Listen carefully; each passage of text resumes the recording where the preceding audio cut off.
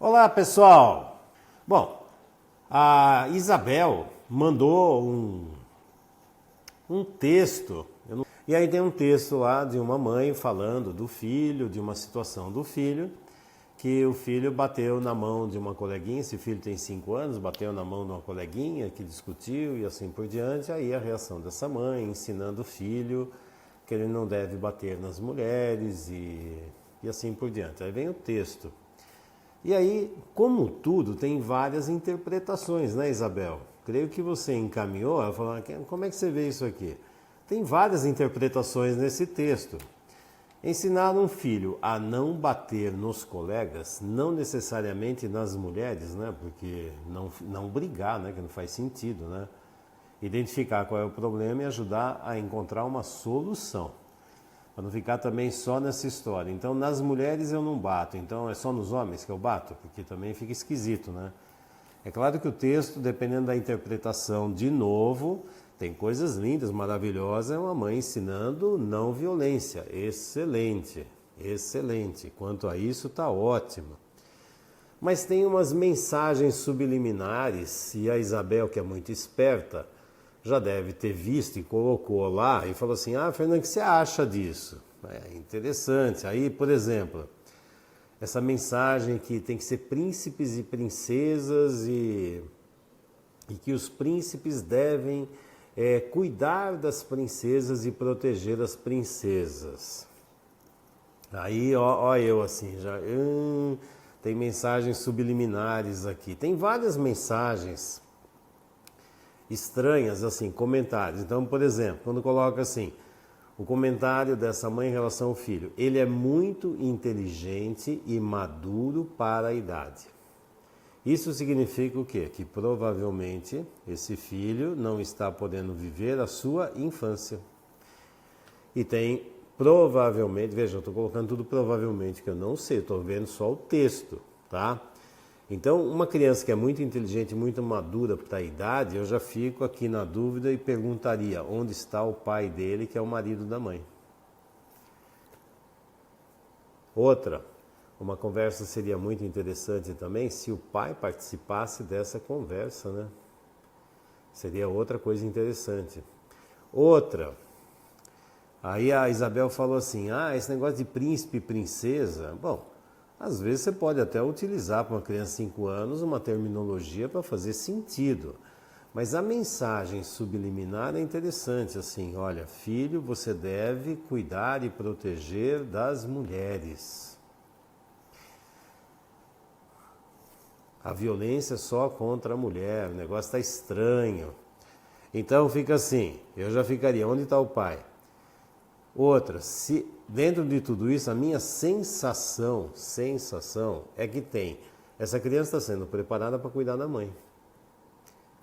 E aí você vai ser o homem ideal para mim, você vai me amar, respeitar, me proteger, o príncipe e a princesa. Eu só não sei quem é a princesa, se lá na frente ela vai permitir que esse príncipe encontre uma princesa lá fora. E outra história interessante que ela colocou foi assim, se você, mãe, reclama de marido, pai e irmão, reclama dos homens, então tome cuidado para não repetir o modelo deles. Ensine o seu filho a ser diferente. Bom, se a mulher já escolheu homens estranhos e depois reclama, e reclama para quem? Reclama para o filho, aí eu vou preparar o meu filho para ser diferente dos homens. Ele vai ser o homem ideal para a mamãe. Bom, tá cheio de coisinhas aqui que, numa visão sistêmica, numa percepção sistêmica, dá para ver que tem algumas coisas meio fora de ordem. Por exemplo, se tivesse um cliente, eu investigaria a relação dessa mãe com o marido, o pai dessa criança, ver se ele existe realmente ou se não existe. O que é que está acontecendo?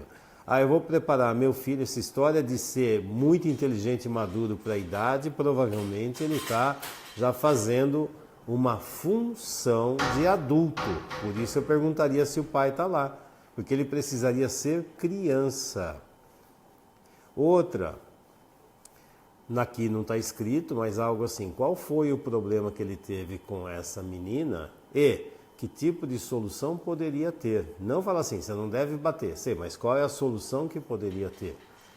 Então, tirando a não pondo, aliás, com a não violência, excelente, mas que esse texto está cheio de mensagens subliminares do tipo assim, meu filho vai ser o meu homem, vai ser o homem ideal para mim, vai ser tudo direitinho, eu vou ensinar você a isso, eu quero ver se depois essa mãe vai permitir que esse filho vá embora. Outra, essa mulher tem um relacionamento com um homem adulto, ou será que os homens adultos todos não servem, não prestam, mas meu filho é que vai ser? Isso é percepção sistêmica, ok? E tem mais alguns detalhes lá, mas vocês vejam o texto lá e vão lembrando dessas coisas que eu fui falando aqui. Ok, Isabel? A Eliane, Fernando, boa noite. Sobre olhar sistêmico, o que seria ter medo de engravidar? Olha, tem uma coisa interessante, a Carla já está aqui falando. Toda vez que fala a palavra medo, que é uma polaridade, você deve trazer a outra polaridade também, que pode ser um desejo de engravidar. O que tem aqui geralmente é um conflito em relação à gravidez. E um conflito em relação à gravidez, aqui acredito, não sei também, mas essa pergunta pode ser assim: quem é que está com medo de engravidar? Uma mulher ou um homem? São conotações um pouco diferentes, mas com certeza. Que medo é esse em relação à gravidez? Que medo é esse em relação à gravidez? Medo de se tornar mãe, pai, medo de ter um filho, medo do quê? E aí, se esse medo tá desse jeito, você tem que buscar a origem. De onde vem essa origem? Qual foi o problema em relação a uma gravidez? Porque esse ser que está com medo de engravidar também foi uma criança e teve mãe e pai. O que foi que aconteceu lá? Que tipo de conflito aconteceu? Que existe um medo que esse conflito se repita agora. Então precisa ver o que foi que aconteceu com essa gravidez dessa pessoa que está com medo. E esse medo veio decorrente do quê? Tem uma experiência de vida negativa. E o que foi que aconteceu? Então você vai ver as raízes desse medo lá no lado criança desse cliente.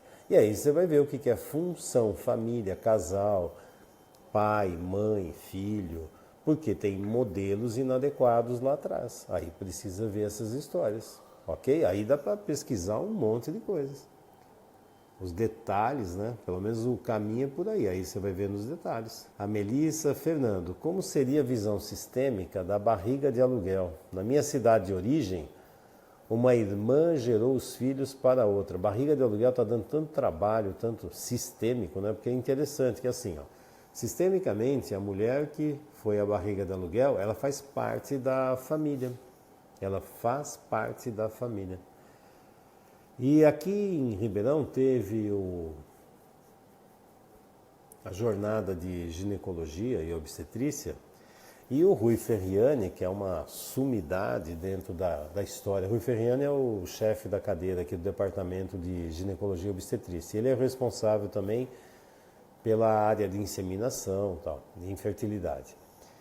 E ele deu uma palestra nessa jornada que infelizmente eu não vi.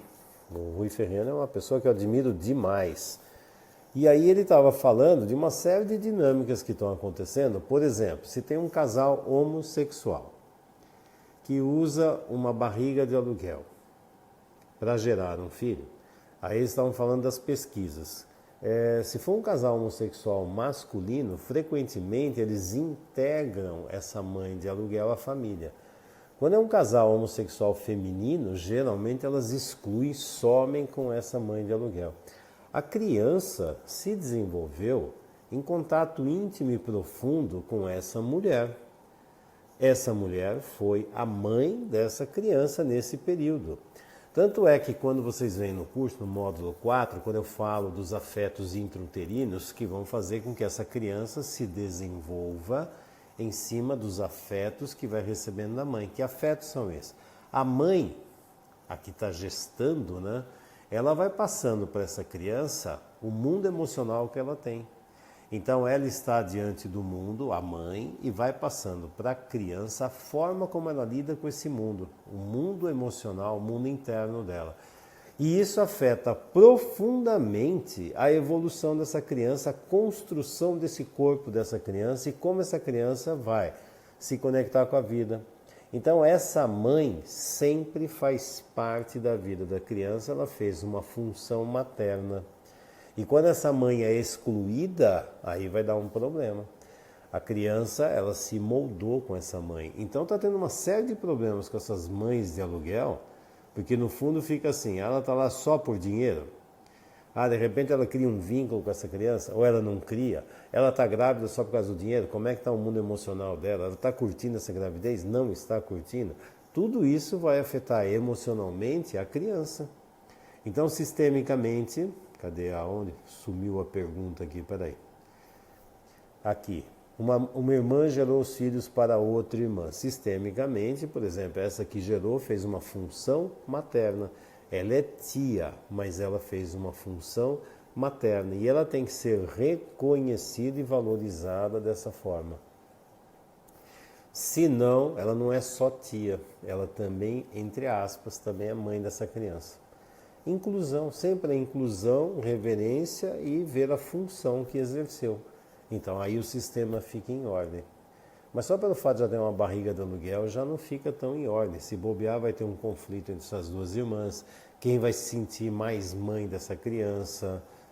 Será que vai ter uma harmonia? Não sei. Aí precisa ver quais são as consequências dessas histórias. Qual foi a motivação para essa irmã gerar? Como era a relação entre essas duas? Sistema. Vamos ver o que está acontecendo aí, ok? Seguindo a escala de tipos de amor, temos o amor da mãe, depois do pai, e assim até o adulto. Mais ou menos, hein? Não é bem assim não, hein? Minha dúvida é sobre o irmão. Essa história de irmão, o povo gosta de irmão, né? Vamos lá. Então vou falar uma coisa. Não é bem o amor do pai ou o amor da mãe. Amor materno e amor paterno são acima. É quando se torna mãe. Tem o amor da criança, a escala de amor. Então a criança ama a mãe. O amor do irmão, ele começa naquele nível de amor, chama estorgé. O estorgé é onde entra o pai, que é o diferente da mãe. O irmão também faz parte do sistema. A questão são as funções. Existe a lei da hierarquia. Na lei da hierarquia, o irmão mais velho veio antes. Então, por exemplo, eu sou o filho mais velho dos meus pais. Os meus irmãos, eles tiveram pais melhores porque eles treinaram em mim, fizeram uma série de dinâmicas estranhas comigo, natural, pais de primeira viagem. Aí depois, segundo, terceiro filho, são mais tranquilos, mais seguros. Então você vê que é diferente. Existe uma dinâmica entre irmãos que assim, o mais velho sempre vai ajudar o mais novo. De novo a lei da hierarquia. Então tem certas coisas que eu poderia ajudar o meu irmão, que é mais novo, por exemplo, dentro da escola, atividades físicas e assim por diante. O que eu não posso é ser o pai e a mãe do meu irmão. Eu sou o irmão, mas eu não sou responsável para cuidar dele. Eu vou ajudá-lo, mas eu não sou responsável a cuidar dele. Então, a relação entre irmãos saudável, existe uma reverência ao mais velho e o mais velho tem, entre aspas, a obrigação de ajudar os mais novos. Só que é uma relação de irmão. Eu não sou responsável para ser pai e mãe dos meus irmãos. Se eu virasse pai e mãe dos meus irmãos, eu não era mais irmão do meu irmão ou da minha irmã. Entendeu? Porque a função está equivocada. Eu vou ajudar em algumas coisas. Aí a relação entre irmãos, então existe nessa dinâmica algo que é essa hierarquia e é simples.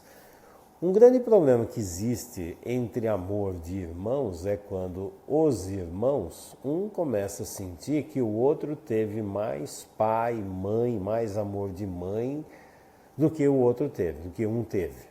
E aí começa uma grande confusão na relação entre irmãos. E frequentemente começam os conflitos entre irmãos, mas a origem do conflito de irmãos... Então, por exemplo, eu vou ter um conflito em relação ao meu irmão porque eu acho que a minha mãe, acredito, sinto que a minha mãe gosta muito mais dele do que de mim. Cuidou mais dele do que de mim. Aí eu tenho um problema com o meu irmão? Não, eu tenho um problema com a minha mãe. Mas com a minha mãe, frequentemente, eu não reclamo, mas eu vou desviar o problema para o meu irmão. Aí essa relação com o meu irmão vai estar contaminada com a dinâmica que a minha mãe, meu pai ou minha avó, sei lá, fizeram, que vão gerando diferenças, comparações e assim por diante. Uma relação saudável de irmão é algo assim, com irmãos eu estou me preparando para lidar com as pessoas no mundo lá fora. Então vão ter conflitos, vão ter problemas, dinâmicas de territorialidade, dinâmicas amorosas, dinâmicas de quem deve, quem não deve, quem está certo, quem está errado. Irmãos servem muito para essa relação com o outro que é diferente de mim. E aí o pai e a mãe vão ficar numa figura de autoridade, colocando uma ordem nessa relação, se for saudável. E aí vem uma coisa interessante. Muitas vezes fica assim, é o meu irmão, é o meu irmão. Mas irmão é só irmão, irmão é como se fosse os galhos de uma árvore. Os galhos todos saem da mesma árvore, mas cada galho segue um caminho. E se esses irmãos são adultos, cada um segue seu caminho. O grande problema é quando um irmão fica num papel de filho ou de pai e mãe ou substituindo alguma coisa. Aí a coisa começa a complicar, porque aí não tem mais irmão. Então, meus irmãos, cada um segue para a sua vida. Temos um vínculo amoroso? Temos, mas eles são adultos, segue o caminho dele. Eu sou adulto, sigo o meu caminho. E temos um afeto profundo entre nós, só isso. E temos uma série de conflitos também. E muitos conflitos da família impedem um relacionamento saudável entre irmãos, ou a família que eu digo é pai, mãe, assim por diante. Então, irmão é uma coisa simples, mas é que o pessoal fica, então eu amo o meu irmão.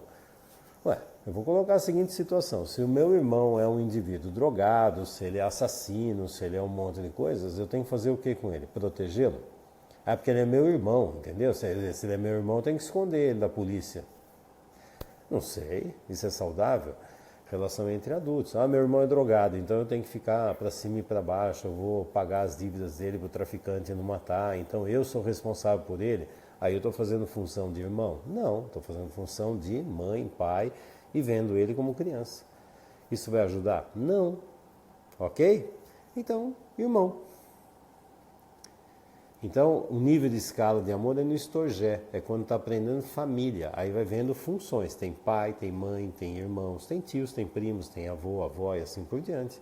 Aí está vendo o que? Funções em ordem. Então, o amor entre irmãos faz parte do amor Estorgé. A Denise, boa noite, Fernanda e Carla. Como devemos olhar o ciúme excessivo na visão sistêmica? Para que serve o ciúme? Ciúme é realidade ou é uma ilusão?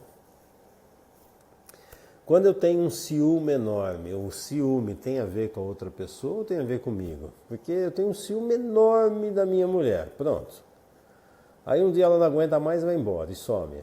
Aí eu caso com outra. Eu também vou ter um ciúme enorme. Gente, o ciúme tem a ver com a pessoa ou tem a ver comigo? Tem a ver comigo. O ciúme excessivo é interessante porque a pessoa que tem muito ciúme, ela sempre está colocando uma terceira pessoa na relação. Eu sempre vejo uma terceira pessoa e sempre uma ameaça. Que é assim, então se eu tenho ciúme excessivo da Carla, primeiro ciúme já é ruim, ciúme excessivo então é mais doentio ainda. Então se eu tenho ciúme é porque eu estou vendo que a Carla deve gostar de outra pessoa que não seja eu. E aí eu estou querendo ser o quê? O único exclusivo para ela. Isso se for assim, eu existo para você, então você tem que olhar só para mim. Isso aí é fase oral. Então eu estou vendo ela como minha mãe, então ela não pode ficar olhando para o marido dela, para os irmãos, nem nada, porque tem que olhar para mim, para mim. Então ciúme excessivo é posse, eu quero a pessoa para mim. Qualquer outra pessoa é uma ameaça. Eu posso ter um ciúme que tem uma conotação sexual. Se tiver uma conotação sexual, então nós estamos falando da fase genital. Módulo 4, hein, lá no curso. Fase genital, análise do caráter, isso aqui. Na fase genital eu estou vendo o quê? Ela casa comigo, mas deve ter uma paixão com outro homem. Pronto, agora nós temos uma relação triangular.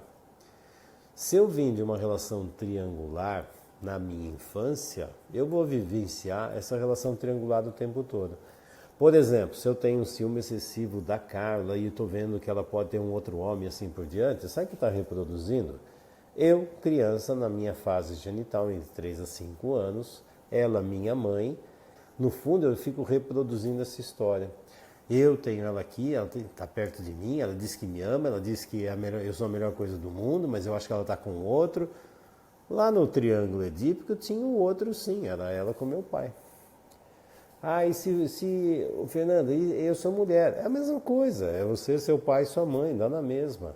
E aí os filhos, quando entram nessa dinâmica do lado sensual e sexual do casal, frequentemente eles vão ter sérios problemas lá na frente e vão formar triangulações. Essas triangulações podem existir na prática e pode ser só uma fantasia, mas não interessa. Se eu sentir que ela tem outro, não sei o quê, eu estou vivenciando essa triangulação. Então, quando você vai ver esse tal de ciúme, é porque quem está com essa história de ciúme, por exemplo, eu sou uma pessoa ciumenta, adivinha com que tipo de mulher eu vou casar? Alguém que eu desconfie.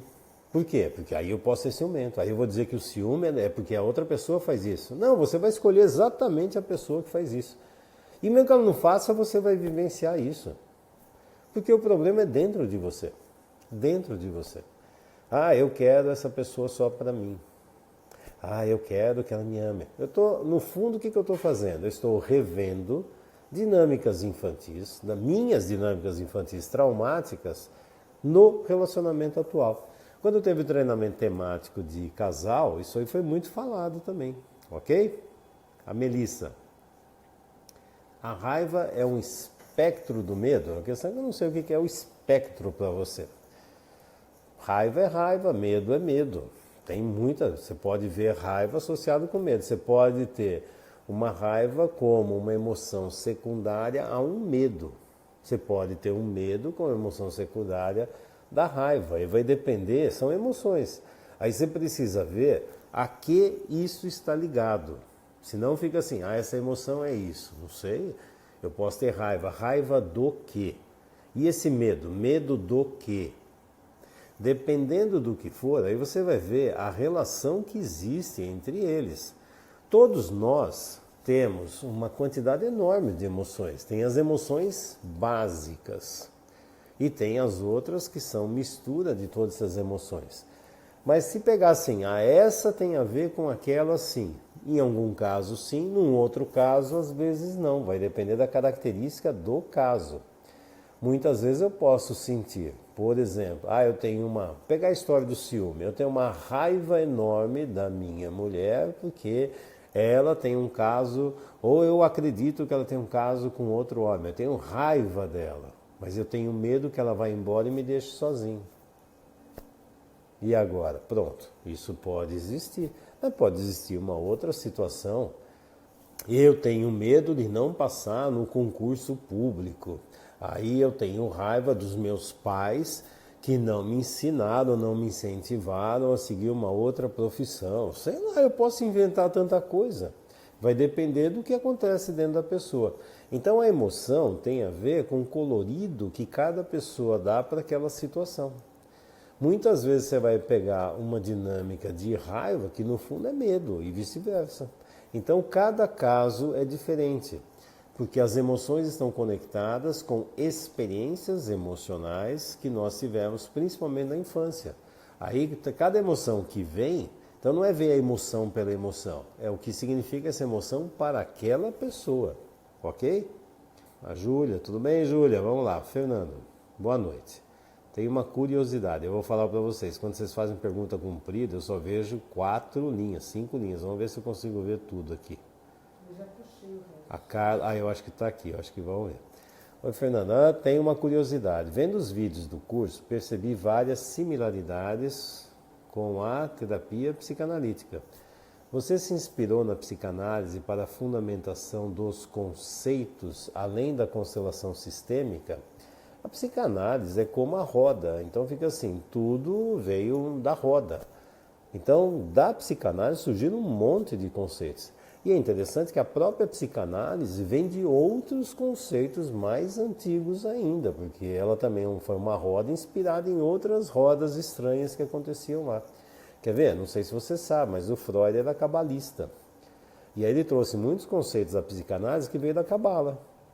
E a Cabala é um sistema dos judeus, de inteligência lá, de sabedoria dos judeus. Aí ele deu um colorido para a Cabala.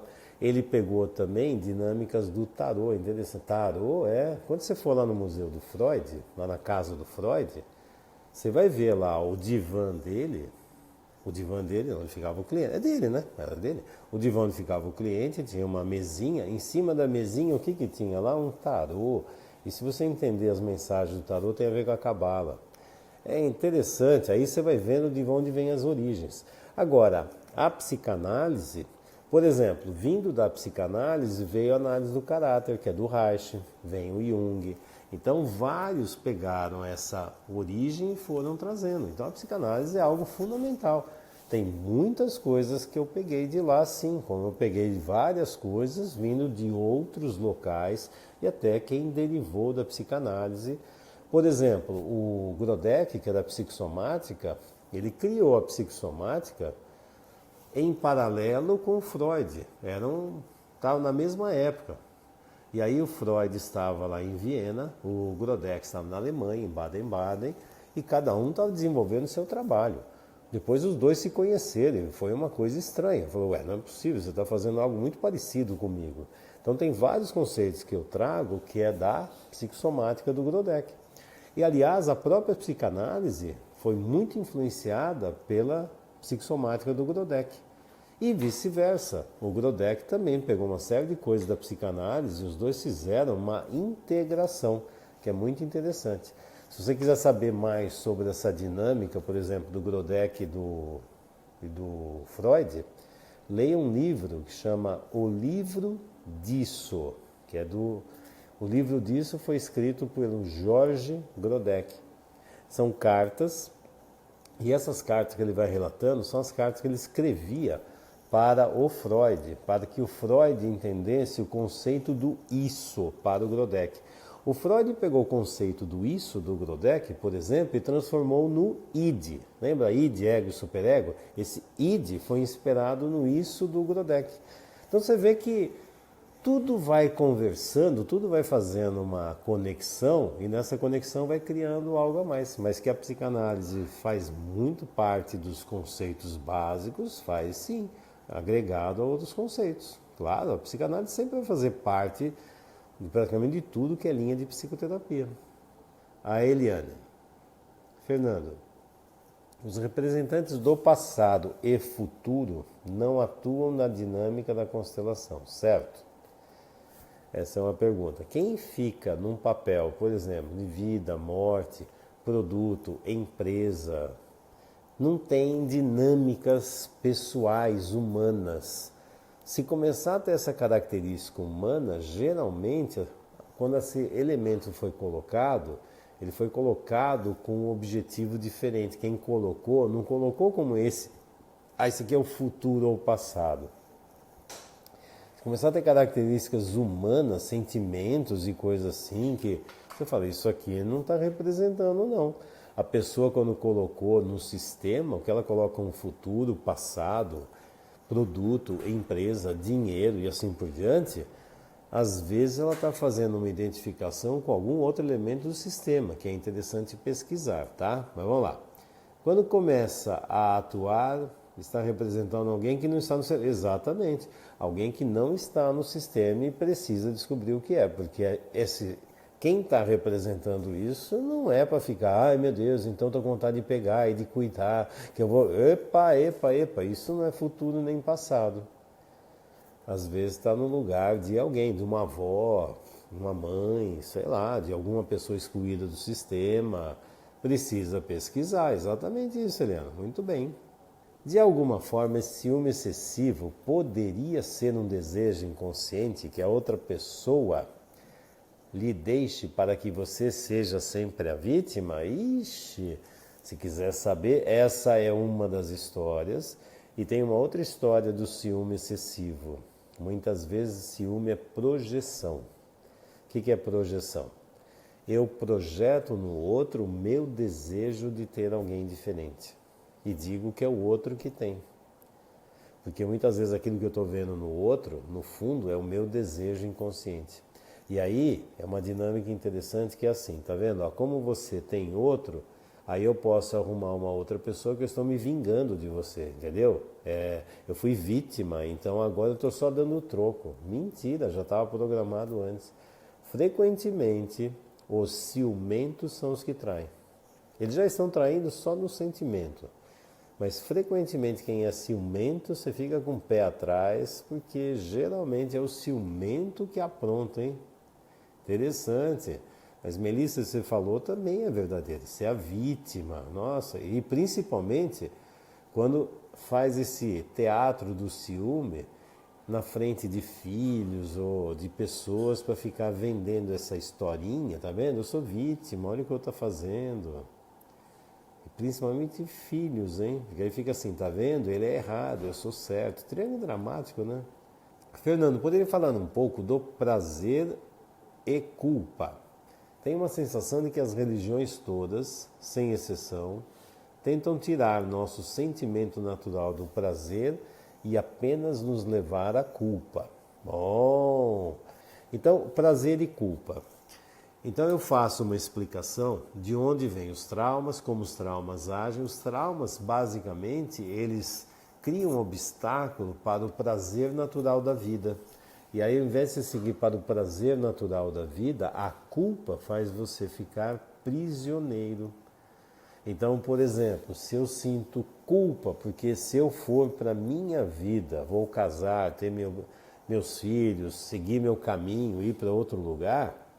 Se eu sentir culpa que a minha mãe ficou mal porque eu fui embora, que ela ficou no vazio, sentiu abandonada, pronto. Eu fui para o meu caminho de prazer, que é ir para a vida, mas eu sinto culpa porque alguma coisa aconteceu atrás. E aí, se bobear, eu vou sabotar o meu prazer para aliviar a minha culpa e ser inocente. Por isso que não existe adulto inocente. Então o caminho natural da vida é prazer. Prazer. É só seguir pelo caminho do prazer que você está indo pelo caminho natural. O que te dá sentimentos de culpa geralmente são situações traumáticas que vão te emaranhando e te amarrando em etapas anteriores de vida. Que se bobear, se a minha mãe fica triste e mal porque eu estou me afastando dela, é claro que isso aí é um sentimento infantil, não é de adulto. Isso não é sentimento de mãe. Esse é o sentimento da criança dela, que está enroscada na família de origem dela, que pode estar enroscada na família de origem dos pais dela e assim por diante. Existe algo que as religiões, aqui as religiões principalmente as de tradição judaico-cristã, que adoram trabalhar com esse negócio de culpa. E é verdade. Tudo é culpa, é medo, é culpa, punição, pecado, castigo. É uma coisa estranha, né? Tem hora que fala assim, olha, Deus vai te castigar, mas Deus é pai. Ora, Deus é pai, ora tem que temer Deus, ora... É interessante, né? Porque Deus, frequentemente, é projeção dos nossos pais ideais. Às vezes é projeção dos pais reais. Ah, Deus vai te castigar, vai ficar assim. É o seu pai, se souber que você está fazendo errado. Gente... Deus, eu não sei o que é a visão de Deus para cada um, mas com certeza Deus não está aqui para ser pai e mãe de ninguém. Eu acho que ele deve ter mais uma função completamente diferente do que essa. A questão é que essa história da visão da religião é a visão humana do divino, a visão humana do divino. E aí nós contagiamos o que é o divino, que é a natureza, nós contagiamos com os nossos traumas emocionais. E aí as religiões, muitas, vão utilizando. Sabe para que se chama religião? Só para... Religião é você se religar ao divino. É como assim, você nasce, vem lá de uma partícula divina e vem para a Terra, materializa. Depois você tem que escalar a vida, fazer caminhos para se religar ao divino de onde você veio. Só que agora você faz por você mesmo. E aí você vai fazendo a sua jornada de religar. E aí tem as religiões que seriam caminhos orientando para você se religar lá. Se a jornada da religião for para se religar você ao divino, ok. Agora, se for para dizer o certo é isso, o errado é aquilo, se você não fizer desse jeito é culpa, é pecado, e aí você paga para aliviar o pecado. Esquece que isso não é uma religião saudável. Isso aqui é uma neurose maluca de controle, de manipulação e de poder. Isso não é religião. A religião, na essência, é a evolução do indivíduo para se conectar com algo maior. Mas quando começa a pôr muito, isso é culpa, não deve, porque tem que ser desse jeito, tem que ser do jeito que foi escrito. Bom, aí as religiões brigam umas com as outras, usam a mesma Bíblia e cada um interpreta do seu jeito. E aí uma fica pondo fogo na igreja do outro, arrebentando. Gente, isso não é religião, isso para mim é guerra e mecanismo de poder, né? Mas esse sentimento de culpa é extremamente utilizado em qualquer área onde tem uma psicopatia. Psicopatia é manipulação. Vê módulo 4 lá, traço e caráter. Eu vou ter poder sobre o outro e manipulo. Uma das formas de manipulação é acusando. Você fez errado, Deus vai te castigar. Veja, Deus vai te castigar porque você fez uma coisa errada do jeito que eu enxergo. Então, Deus vai te castigar porque eu falo com Deus e Deus diz o que você tem que fazer. Tá bom, né? Me engana que eu gosto. Na alma, Deus na alma, e conecte-se com as leis naturais da vida, que aí você vai ver o que é o divino. Quando você começa a ver o divino de outro jeito, você vê religião de uma outra forma. A religião saudável é uma coisa. Os homens que usam a religião para manipular os outros, aí é diferente. Quais as consequências sofridas por uma pessoa que nasce após um aborto espontâneo e outro provocado, segundo a visão sistêmica? Segundo a visão sistêmica, o mais importante não é o fato do aborto, é qual a influência desse aborto na relação com essa mãe. Essa mãe elaborou o aborto, o que é gravidez para essa mãe? Esse aborto está conectado a quê? O fato em si é uma coisa. Lembra da fórmula da realidade? Fato vezes interpretação igual a realidade. Se uma mãe teve um aborto espontâneo, se ela elaborou, isso é natural, e ela não faz nenhum drama, é natural, ok, pronto, vem uma segunda gravidez, segundo filho, isso aí praticamente não tem tanto, não afeta tanto. Agora, se essa mãe se faz de vítima, eu fiz algo errado, a culpa é minha, isso vai dar influência. A questão é que ambiente essa nova criança vai, em que ambiente essa nova criança vai materializar. Se esse útero estiver cheio de carga, de morte, de medo, de culpa, de raiva, esse é o ambiente que essa criança vai aparecer. E essa dinâmica vai depender da história, do mundo emocional dessa mãe. E aí fica um aborto espontâneo, outro provocado. A questão é o que é ser mãe para ela, para que ela engravida. Ela engravida porque alguma coisa diz para engravidar, mas tem um conflito dizendo que não deve ter essa gravidez. Dependendo desse conflito, também vai afetar a criança. Então, se tem aborto, um espontâneo e o provocado então sempre vai gerar uma dinâmica de culpa. Esse filho que vem depois, frequentemente, como consequência, a mãe vai olhar para essa criança e se ela não colocar cada filho num lugar, por exemplo, se for assim na sequência, é o aborto espontâneo, um provocado e vem um terceiro. Esse é o terceiro. Ela tem que ter um lugar no coração dela para o primeiro, que foi o aborto espontâneo, o segundo foi o provocado, e para o terceiro. E quando olhar para esse terceiro filho, olhar apenas para esse filho e não misturar nesse filho os outros dois. Às vezes tem umas histórias assim, falando em religião. Não, isso aqui é reencarnação do primeiro, você entendeu? Então, esse filho que está nascendo é aquele lá que não deu certo, ele está vindo agora. Pronto, já acabou de criar uma identificação e contando umas historinhas. Esse é o segundo, aquele é do primeiro. Não, mas você deixa, é pela minha religião, pelo seu... Não, isso é uma identificação.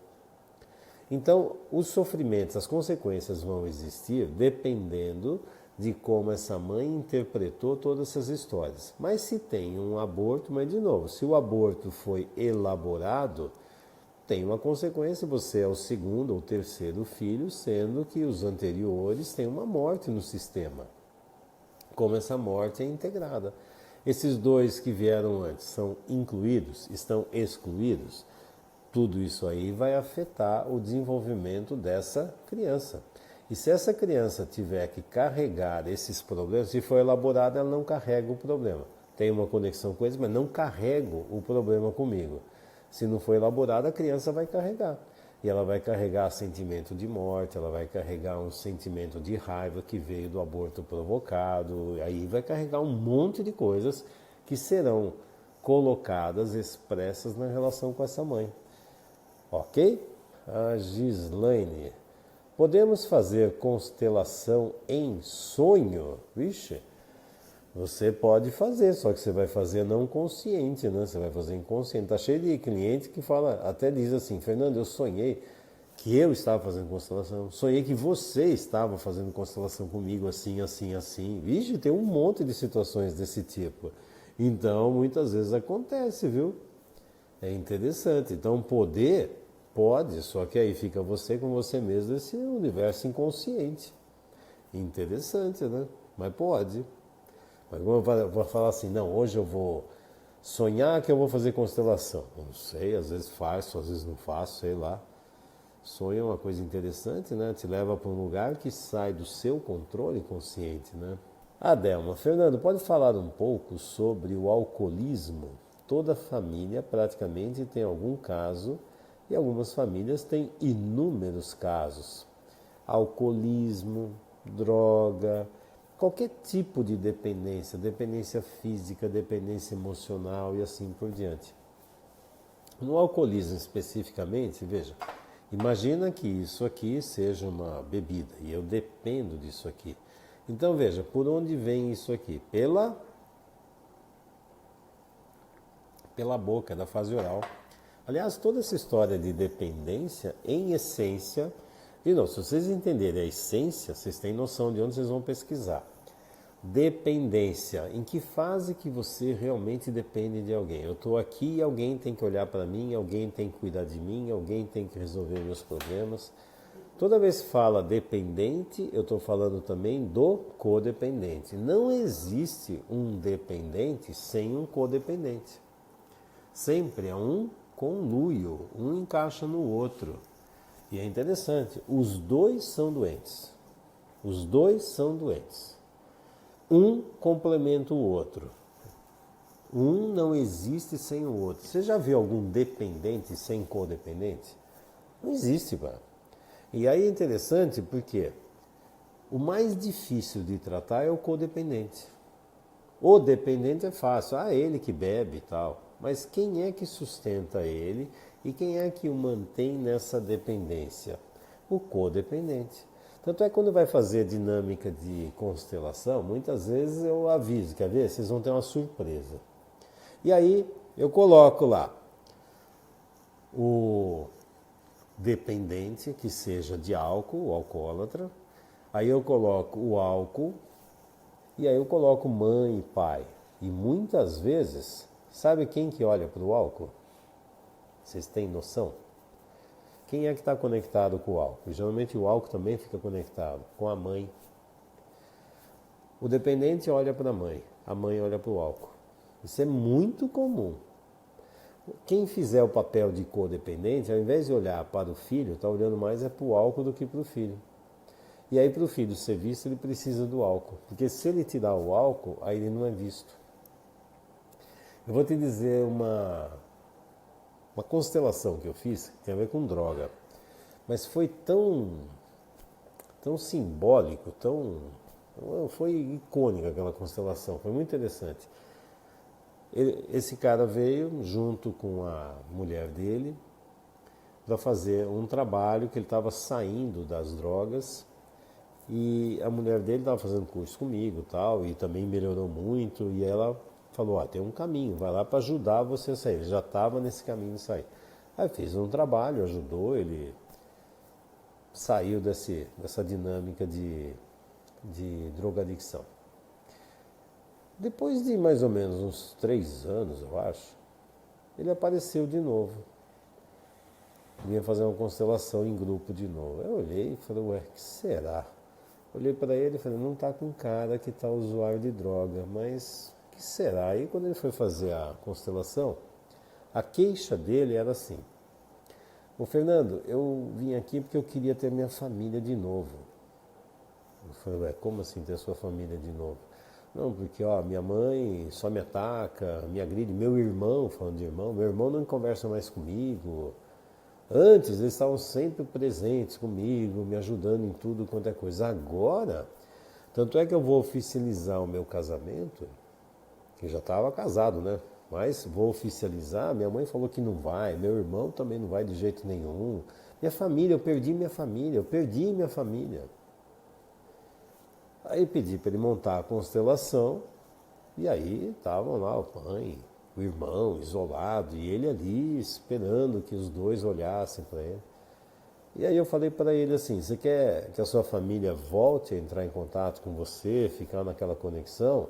Sim, Fernando, é isso que eu quero. Aí eu peguei um elemento oculto, escrevi num papel o que essa pessoa ia representar. Escolhi uma pessoa, pus na mão dessa pessoa e coloquei essa intenção nesse representante. Você vai representar isto. E o cliente não sabia, ninguém sabia quem que era. Eu sabia quem que eu pus lá. E a hora que eu coloquei esse elemento no sistema, nossa, aí foi interessante. A mãe e o irmão começaram a se aproximar, o representante do cliente se aproximou também, juntou com esse representante, aí a família tudo se uniu. Ele abriu um sorriso e falou, é isso que eu quero. Nossa, que beleza, Fernando. Nossa, mas como é que você conseguiu? É isso, é isso. Eu falei, vai lá nesse elemento aí e pede para ele te dar o papel para você ver o que ele representa. Sabe o que era esse elemento? A droga. É só ele voltar para a droga que a mamãe e o irmão voltam e ficam com ele. A hora que ele fica saudável, eles se afastam. Toda vez que você vai ver dinâmicas de alcoolismo em família, a família é doente. Toda família é doente. Tem o que toma o álcool e tem aqueles que utilizam esse alcoolismo para manter dinâmicas doentias do sistema. Se o indivíduo melhora, é interessante, ele ficou saudável, a mãe e o irmão se afastaram. Mas quando ele era drogado, os dois iam lá, dava carinho, atenção, amor, afeto. Esquisito, né? Bem-vindo a esse universo da dependência e codependência, viu?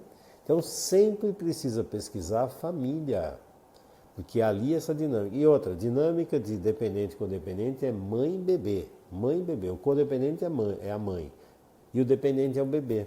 E a mãe tem que estar lá para cuidar do bebê, senão ele vai morrer, se não tiver aqui, ele morre. Aí vai.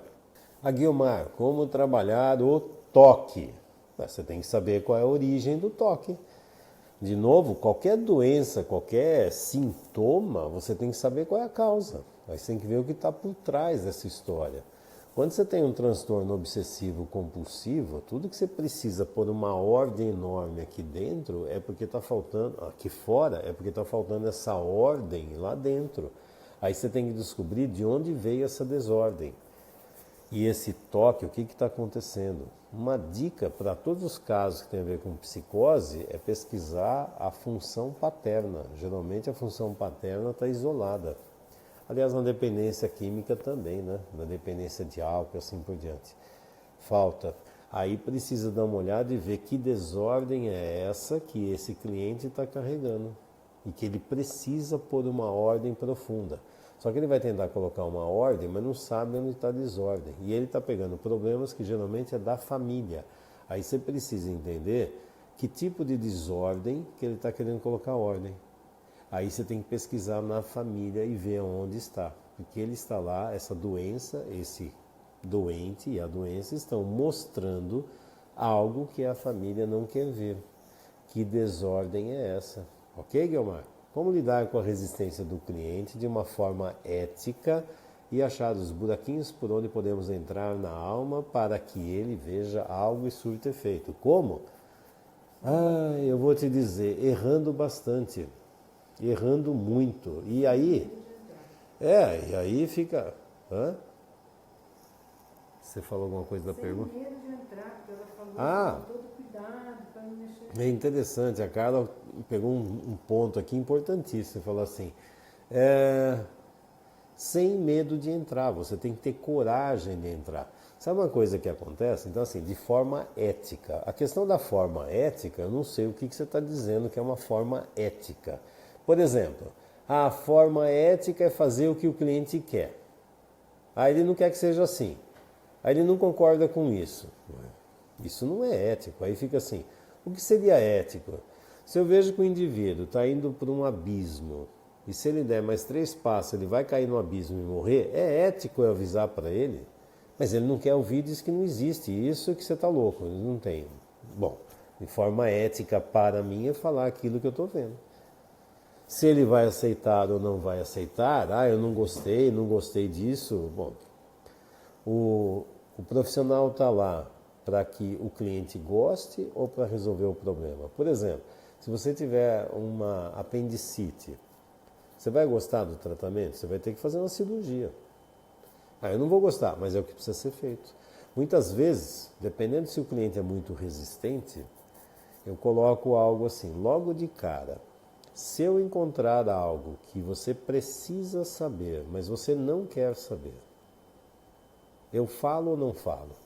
Porque eu estou fechando um contrato com ele. Logo de cara. Se eu vejo que está muito cheio de coisinha, dependendo do nível de resistência do cliente, você não vai poder caminhar muito, mas são estratégias. Então, uma estratégia de contrato. O que eu devo falar para você? O que você quer ouvir ou o que você precisa ouvir? Pronto, eu já estou falando de um contrato logo de início. Porque a hora que eu for falar alguma coisa, lembra que eu perguntei para você?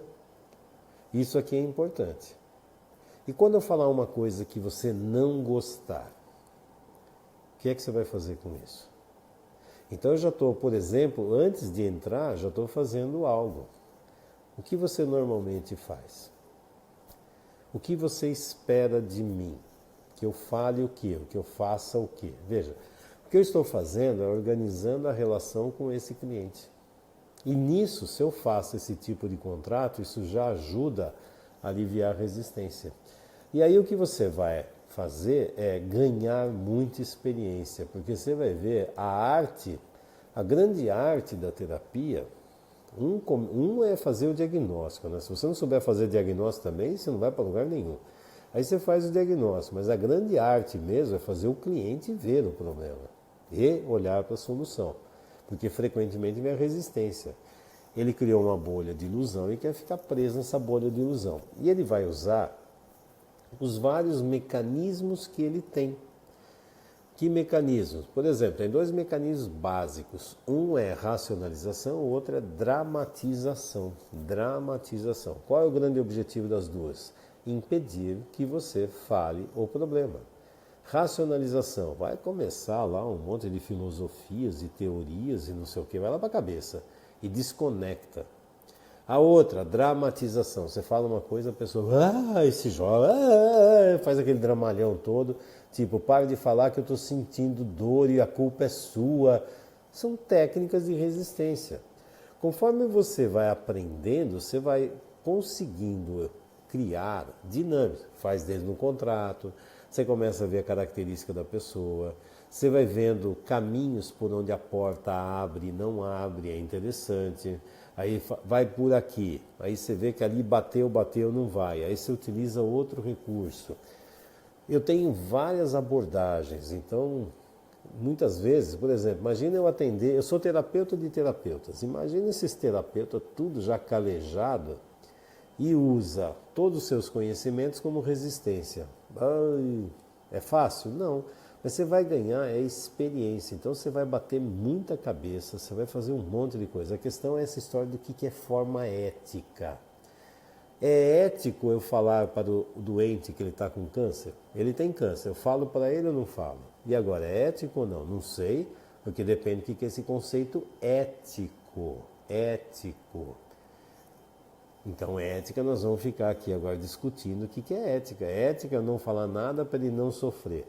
Uma coisa básica que existe, uma dinâmica básica, eu sempre trabalho com o lado adulto do cliente. Sempre. Isso também faz parte do contrato. Se ele tiver reação infantilizada, eu não consigo fazer nada. Só o adulto vê a realidade, só o adulto acha a solução.